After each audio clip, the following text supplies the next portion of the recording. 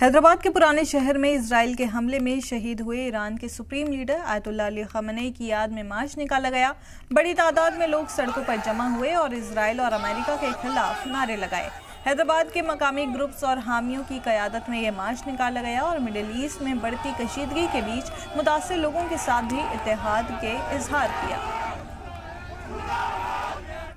मैं सबसे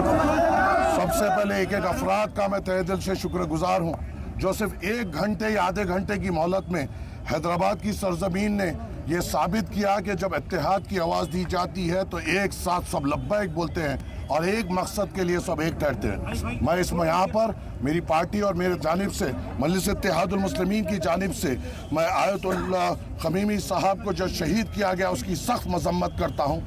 आयतुल्लाह खमीमी साहब एक रहबर थे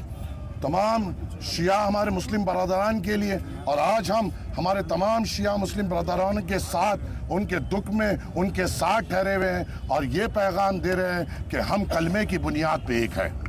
और यहाँ पर अल्हम्दुलिल्लाह यहाँ पर जो ये बातिल ताकतों ने ये सोचा कि हक़ की आवाज़ को मिटाकर हम फतेह हासिल करेंगे, अल्हम्दुलिल्लाह इनकी सोच से आगे हमारा हौसला और हमारा अज़म है।